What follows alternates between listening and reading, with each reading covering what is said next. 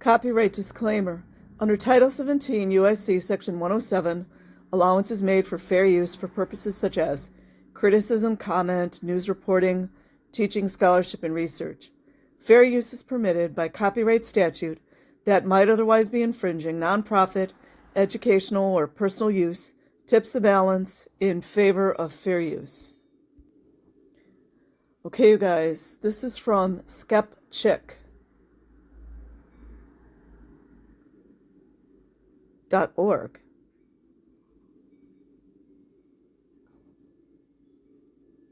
I have not watched the video yet. Dated March 21st, 2025, from Rebecca Watson. Child dies in hyperbaric chamber for sleep apnea.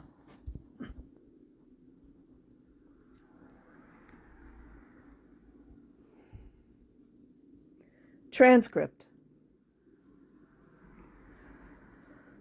Back in January, I talked a little bit about my experience visiting the UK headquarters of the Church of Scientology.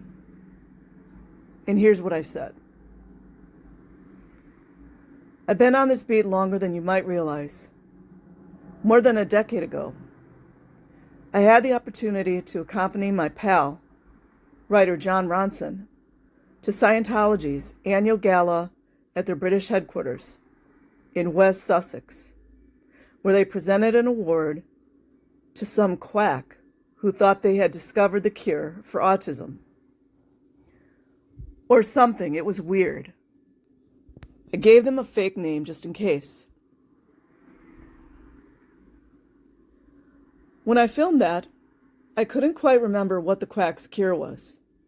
But just a few days later, I was reminded of it in the worst possible way. When a 5-year-old boy was tragically killed by that very cure. Wonder what his name was. Let me start by describing a key aspect of Scientology's teachings. They not only do not believe in psychiatry, but they think that psychiatrists are actively evil. This is likely related to the fact that the cult's founder, allegedly, L. Ron Hubbard, was absolutely batshit, and so accordingly, psychiatrists recommended to his wife that he be institutionalized. The following year, he launched his new anti-psychiatry cult. Obviously, the field of psychiatry is relatively young and has some nasty stories in its recent history, so it wasn't too difficult for Hubbard to convince adherents to reject the entire science. Of course, mental disorders continue to exist, whether you believe in psychiatric treatment or not.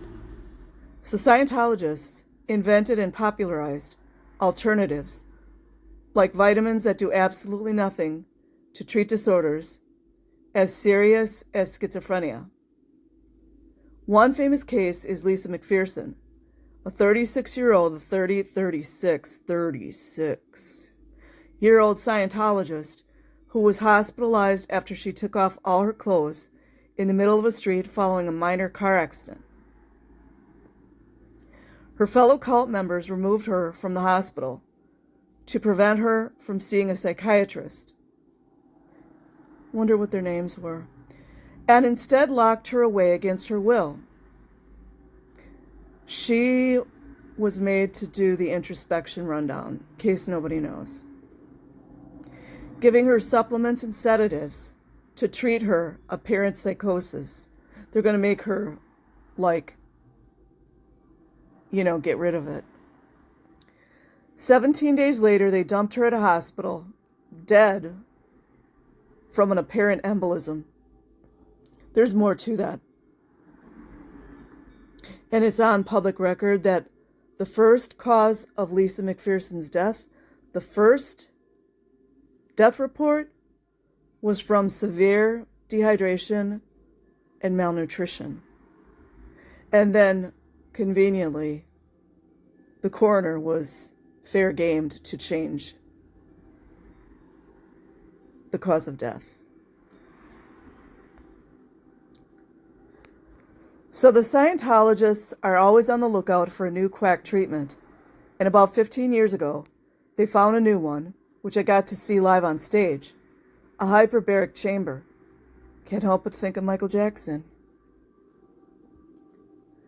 Hyperbaric chambers are sealed rooms that allow for the air pressure inside to be controlled. So you can set it to the pressure you'd experience at sea level or 50 meters underwater or whatever you need. They were originally developed to help scuba divers. If you dive past a certain depth, you can't just zoom back up to the surface, or you risk forming gas bubbles in your body that can cause a number of horrible symptoms, or even death, in what's known as decompression sickness, or the bends.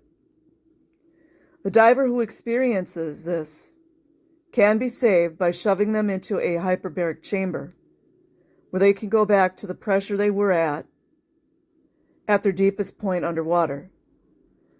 Breathe in mostly pure oxygen, and then slowly acclimate to the pressure at sea level.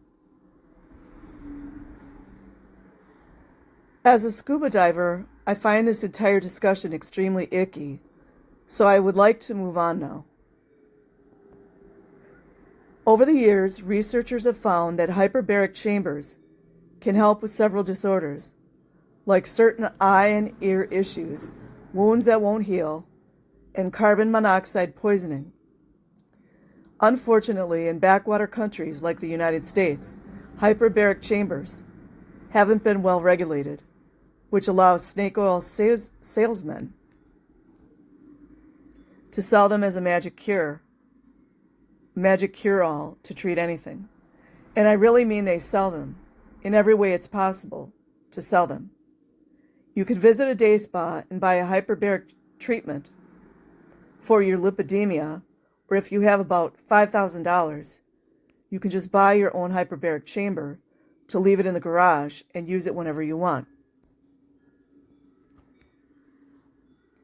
There are a few problems with this lack of regulation.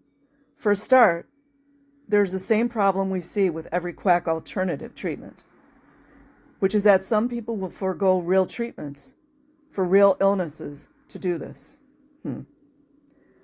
which will do nothing. Unethical hyperbaric peddlers claim that it can cure everything from cancer to HIV, AIDS, meaning that it's inevitable they'll convince someone to skip their chemo or their antiretrovirals. These con artists also are taking money from people who can't necessarily afford it. It's not like they're on an insurance plan. Finally, there are possible negative side effects to hyperbaric chambers, like the development of cataracts or oxygen toxicity due to the administration of pure oxygen that's supposed to include breaks. And that brings me to the ultimate negative side effect, immolation. It's extremely rare, but the administration of pure oxygen under pressure by someone with no training occasionally results in catastrophic explosions, which is what happened recently to remind me of this bullshit. On January 31st of this year, a 5-year-old boy named Thomas Cooper was undergoing treatment in a hyperbaric chamber at a medical facility outside of Detroit, Michigan, when a spark ignited the room, incinerating the child and leaving his mother with extensive scarring as she tried and failed to pull her son from the chamber.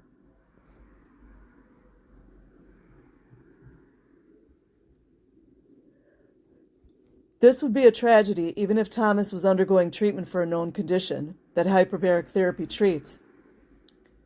But he was there for ADHD and sleep apnea, disorders that are easily treated with medication and a CPAP.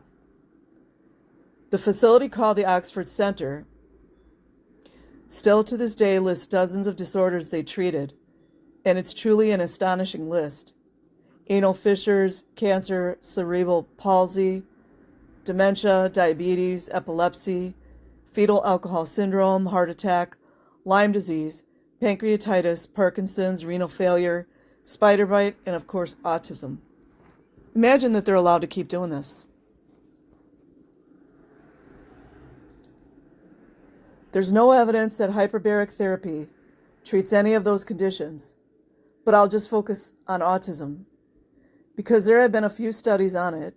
Some of them have even found that it was effective, most notably studies led by Dr. Dan Rossignol, like this one in 2009, that found children with autism who received hyperbaric treatment at 1.3 ATM and 24% oxygen for 40 hourly sessions had significant improvements in overall functioning, receptive language, social interaction, eye contact, and sensory cognitive awareness compared to children who received slightly pressurized room air.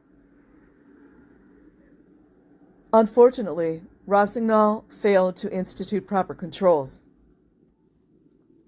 Among a multitude of problems, the results were based on subjective reports from the children's parents, and the scale they used to measure the outcomes was only given to the kids after treatment, as opposed to giving it beforehand, as well as to make sure the kids in the treatment group were the same as those in the control group.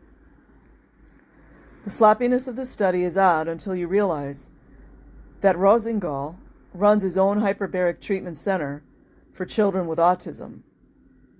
Weird little conflict of interest there.